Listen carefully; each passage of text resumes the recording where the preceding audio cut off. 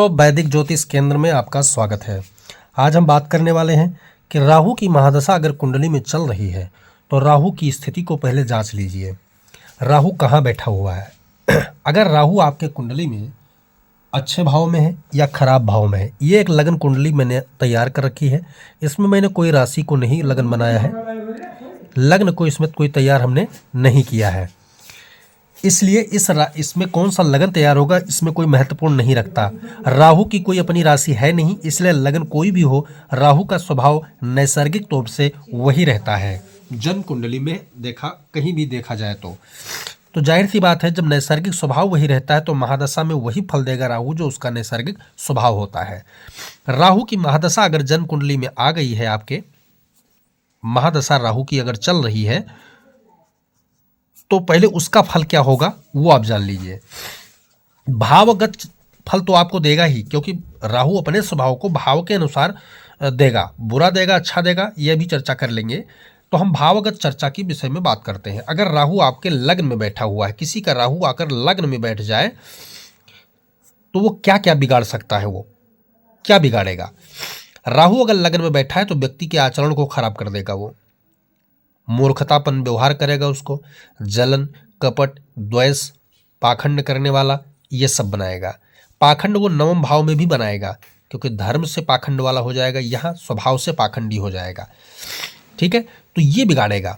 फिर शारीरिक रूप से जो बौद्धिक स्तर या शारीरिक विकास की बात करें या स्वस्थ स्वास्थ्य की बात करें, आचरण की बात करें, इसमें विकास में बाधा उत्पन्न करेगा, वो सुधार नहीं होने देगा।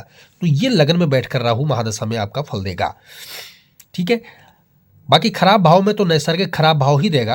अब हम चतुर्थ भाव की बात करें कि चतुर्थ में क्या करेगा। तो चतुर्थ में अगर राहु आपका विराजमान हो जाता है मित्रों, तो यहाँ पर क्या फल देगा। यहाँ माता को नुकसान पहुँचाएगा, परेशानी करेगा, भूमि वाहन इन सबको कहीं ना कहीं विवाद परेशानी पैदा करेगा। ठीक है, भवन नहीं बनने देगा, भवन बनेगा भी तो टपकने वाला बन जाएगा, कोई ना कोई परेशानी उत्पन्न होती रहेगी, वास्तु दोष उत्पन्न हो जाएगा भयानक। चतुर्थ भाव में जो राहु होता है वो आचरण को भी कई बार खराब करता है, व्यक्ति नशेड़ी हो जाता है। ठीक है, इस प्रकार से यहाँ पर जो है चतुर्थ भाव में राहु भाव को खराब करता है और यहाँ से जो तरक्की होता है उसमें वो बाधा पहुँचाता है। पंचम भाव की मैं बात कर लेता हूँ। अगर राहु पंचम भाव में बैठता है तो क्या फल देगा। पंचम भाव में पहली बात क्या करेगा, संतान को हानि पहुंचाता है राहु, प्रसव पीड़ा देता है, बहुत ज़्यादा प्रसव में जातक मर भी जाता है, मतलब संतान क्षति पहुंचती है। संतान जब उत्पन्न हो जाए किसी का तो संतान नालायक भी निकल सकता है। पितरों का जो आशीर्वाद जहाँ मिलना चाहिए था वहाँ उनका कोप झेलना पड़ेगा, भाजन कोप का भाजन होना पड़ेगा, इष्ट कृपा नहीं मिलेगा, इष्ट का प्रकोप मिलेगा। शिक्षा का भाव है, शिक्षा में व्यवधान उत्पन्न करेगा राहु। अब हम बात कर ले केंद्र के एक भाव सप्तम भाव की बात करें कि यहाँ राहु क्या करेगा। यहाँ आपका राहु अगर बैठता है तो क्या करेगा, पति पत्नी में विवाद करवाएगा, सामंजस्य नहीं होने देगा। पार्टनरशिप का भाव भी यही होता है, तो पार्टनरशिप में कहीं ना कहीं विवाद होने उत्पन्न होगा। ठीक है, ये भाव जो है ससुराल पक्ष का भी है, तो ससुराल तुम्हें लूटने का प्रयास करेगा। सब धन जो है तुम्हारे पास जो भी होगा वो हमेशा खब्बू परिवार प्रवृत्ति के लोग रहेंगे, क्योंकि राहु जो है ससुराल वालों की मदद करेगा और तुम्हें गरीब बनाएगा, ये उल्टा प्रवृत्ति रखता है। व्यापार का चूंकि यही भाव है तो व्यापार में कहीं ना कहीं आपको बाधा उत्पन्न सामना देखना पड़ेगा सप्तम भाव में, यानी अपने स्वभाव को भावगत मिला देता है ये। नवम भाव में अगर राहु आता है तो क्या करेगा, नास्तिक बनाएगा राहु यहाँ पर आपको। पहली बात तो परंपराओं के खिलाफ आप काम करेंगे, अपने पूर्वजों का कहना नहीं मानेंगे, उसके आचरण विरुद्ध, क्योंकि आपको दकिया लूसी विचारधारा लगेगी आपको। ठीक है, तो रूढ़िवादिता से आप कटते चले जाएंगे। जो आधुनिक भाषा में हम रूढ़िवादी कहते हैं, रूढ़िवादिता से आप कटते चले जाएंगे। तो जो रूढ़िवादिता से कट गया वो पशु योनि में चला गया पूरी तरह, क्योंकि सांस्कृतिक धरोहर और विरासत की अगर पहली मिसाल कोई बनता है तो वही परंपरा है जो महाराज मनु ने दिया है। अब उसी को दुनिया जो नास्तिक लोग हैं रूढ़िवादी बोलते हैं मित्रों। तो रूढ़िवादिता क्या है, वैदिक सिद्धांत को ही लोग रूढ़िवादी, अब इसलिए रूढ़िवादी उसको कह देते हैं, एक लंबा विषय है, चर्चा आगे कर लेंगे। तो यहाँ राहु क्या करेगा, जो धार्मिक विषय होगा, परंपरावाद विषय होगा, आचरण सभ्यता की विषय होगा, उस पर क्या करेगा, अलगाव पैदा करवाएगा, विखंडन पैदा करवाएगा, नास्तिक प्रवृत्ति देगा। ठीक है, और बड़े बुजुर्गों का कहना नहीं मानेगा, नालायक प्रवृत्ति का हो जाएगा, पाखंड धर्म से पाखंड करने वाला हो जाएगा। दसम भाव में अगर राहु आपका बैठता है तो क्या करेगा, कैरियर को यहाँ पर बर्बाद करने का काम करेगा। स्टेब्लिश कैरियर आपको नुकसान पहुँचाएगा। अगर लगाया नौकरी भी है तो कहीं ना कहीं वो परेशानी उत्पन्न करने का काम करेगा। हाँ, यह कैरियर में यहाँ थोड़ा सा ये हेल्प भी करेगा अगर सामने वाले भाव में राहु के कोई सपोर्टर ग्रह मिल जाए। जैसे केतु तो हमेशा सामने ही होगा राहु के, एक दूसरे के सामने ही बैठते हैं, ये पास में कभी नहीं, 180 डिग्री पे हमेशा ये विराजमान रहते हैं। परंतु राहु के सामने या राहु पर दृष्टि किसी ग्रह की जिसकी पड़ेगी तो राहु का जो प्रवृत्ति है उस ग्रह के अकॉर्डिंग चला जाएगा। तो कैरियर में कई बार राहु हेल्प भी करता है यहाँ, जैसे बड़ी बड़ी पोस्टें भी राहु देता है। जासूस की नौकरी जितनी होती है सब राहु के द्वारा ही मिलता है। शोध संस्थान रिसर्च जितने होते हैं सब राहु के द्वारा ही देखे जाते हैं। राहु के द्वारा इलेक्ट्रिक विद्युत विभाग का संचालन जो होता है, ये पत्रकारिता क्षेत्र में भी राहु बहुत ज़्यादा इसमें रखता है। सॉफ्टवेयर काम में भी राहु डालता है। तो यहाँ पर ज़्यादा करियर को नुकसान इस्टेब्लिश मतलब देगा, ऐसा नहीं कि नहीं देगा, देगा लेकिन इस्टेब्लिश नहीं होने देगा, कुछ ना कुछ विवादित रहेगा वो हमेशा। 11वें घर में क्या करेगा, इनकम को बाधा पहुँचाएगा। 11वें घर में जब राहु जाएगा तो इनकम को वो बाधा उत्पन्न करेगा। यहाँ पर गबन भी आपको झेलना पड़ सकता है, निवेश आपका डूब सकता है, बहुत सारी चीज़ें होती हैं। यह राहु जो होगा वो कन्या संतान के लिए हानिकारक होगा। तो मित्रों, जो जो अच्छा भाव है मैंने वहाँ पर राहु को बैठा के आपको सारा चीज़ जानकारी दिया।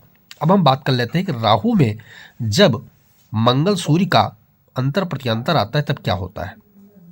राहु की महादशा हो और अगर सूर्य अंतर में आ रहा है तब आपको क्या होगा। कहीं भी सूर्य बैठा हो, भाव पे नहीं जा रहे हैं, सूर्य के नैसर्गिक बल को राहु के नैसर्गिक बल से मिला देंगे। सूर्य आत्मा का कारक है तो बोझ लगने लगेगा व्यक्ति को, उस दौर में बोझपन महसूस होगा थोड़ा सा, ठीक है। एकांत प्रिय होगा व्यक्ति, ये राहु का गुण है, सूर्य का गुण मिलने पर होगा, एकांत प्रिय हो जाता है। सामाजिक स्थिति उसकी बिगड़ती चली जाती है, राहु बिगाड़ देता है। सूर्य के और राहु के मिलने से ये स्थिति होती है। आंतरिक तेज ऊर्जा जो है वो उसका क्षीण होने लगता है, अंदर से रोगी रोगी दिखाई देगा वो। राहु सूर्य के मिलने की ये स्थिति प्रकट होती है। धन अगर होगा तो अपना ही इस्तेमाल नहीं कर पाएंगे, दूसरे लोग इस्तेमाल करेंगे, ये राहु और सूर्य मिलने पर होता है। यानी आपका धन दूसरे रास्ते पर जाएगा, खराब रास्ते पर जाना चालू हो जाएगा, या आपकी बुद्धि ऐसे फिरेगी कि आप अपने हाथ से ही लुटाना चालू कर देंगे। वहीं जब चंद्रमा आता है तो क्या करता है, मानसिक रोगी बनाता है, मानसिक रोगी, चिड़चिड़ापन बना देता है।